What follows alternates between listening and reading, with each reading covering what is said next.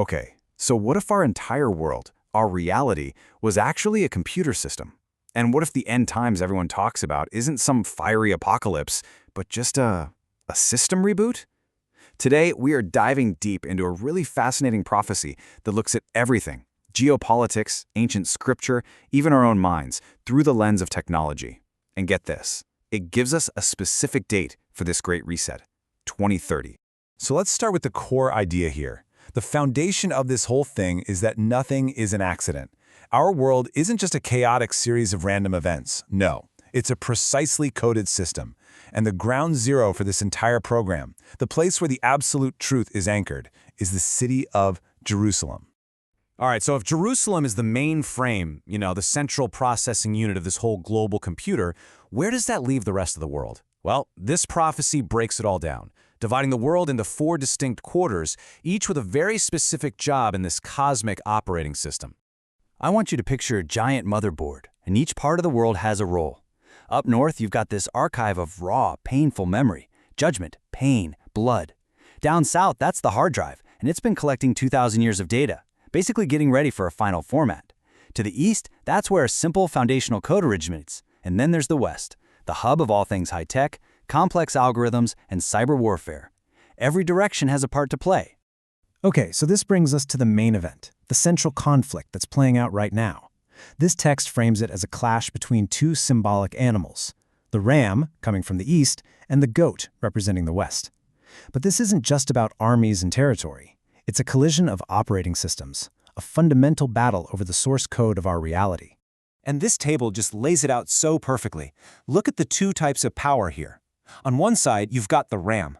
Its power is all about becoming great through physical force, flesh, territory, fuel. You can touch it.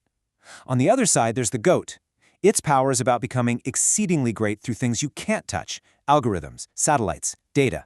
It is a classic showdown, old-school matter versus high-frequency information. So what we're really looking at is a battle between 2 completely different philosophies of power. The ram is all about brute force, literally trampling its way forward with raw physical might. But the goat is a force that does not touch the ground. It's a perfect symbol for its dominance in the air and in cyberspace. It's a fight between the tangible and the intangible, the physical and the virtual.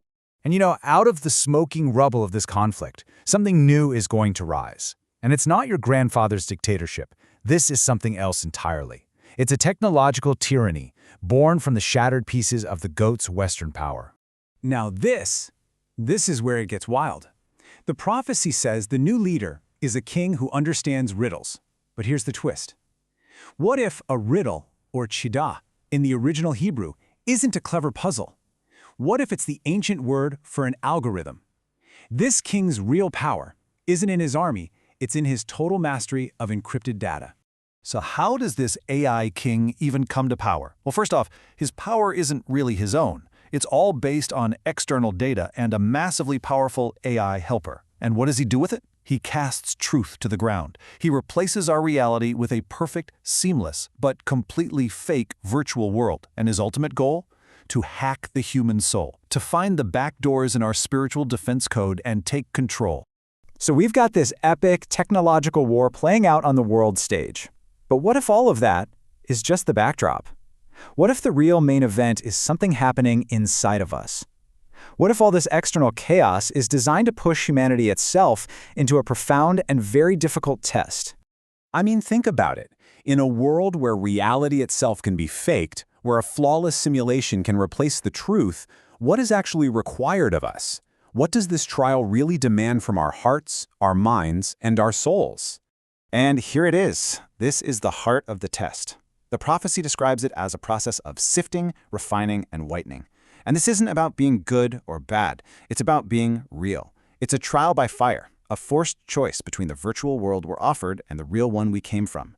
It's an intense pressure cooker designed to reveal the truth that's buried deep inside each of us. And the text talks about this whole process like a computer tech cleaning a corrupted hard drive. It's amazing. A specific window of time is literally cut from history just for this data crunch. Transgression is dragged into an isolated folder to self-destruct. And sin is described as a burnt pixel on the screen of reality, a little stain that has to be formatted and formatted until only the original, pure innocence remains. But listen, if the threat is algorithmic, if it's a virus designed to create spiritual emptiness, then the fix has to be a code too. Not some philosophy, not a chemical, but something physical, a counter-cipher that operates on frequency. And right here, the text draws a really sharp line in the sand. On one side, you have our modern chemical solutions that just silence the symptoms, right? They create a sort of disconnected super robot who can function but isn't really alive. But on the other side, you have the frequencies from King David's Psalms, which, according to this, can actually recalibrate the main board of the human system and fix the problem at its root. And we're not talking about music therapy here. This is physics. The prophecy says King David was basically a frequency engineer. The resonance from his harp would literally create molecular order in the water of your body. Its stable frequency would entrain or drag chaotic brainwaves into a coherent state. And that pure vibration, it would shatter the foreign code, that negative energy that was causing the problem in the first place. So, this all leads to the grand finale. After the great conflict, after the rise of the AI king, and after humanity goes through its great test, the system is finally scheduled for a resolution, a full reboot of cosmic proportions. And the prophecy gives us a very clear date for this system-wide format, 2030. That's the year the whole system reboots, when the code becomes righteous, totally cleansed of all the corruption and all the false data. But here's the most incredible part. The collapse of this whole false AI-driven reality, it doesn't require a war. It doesn't need any human intervention at all. It will be broken without a hand. This isn't a military victory, it's a technical failure, a system crash. So how does a whole reality just fall apart? The prophecy gives us this brilliant metaphor. It's like pouring water on the switchboard. The artificial system built on electricity and AI just gets short-circuited when we reintroduce truth, which is like water. It's real, it's foundational, and in the end, it's way more powerful. The virtual world literally vanishes the moment we, as a species, choose what is real. And that leaves us with one final, very provocative question. When that old system is finally deleted, what operating system will you be running on? Because according to this prophecy, that choice is entirely up to us. And it's a choice that won't just determine our own future, but the future of humanity itself.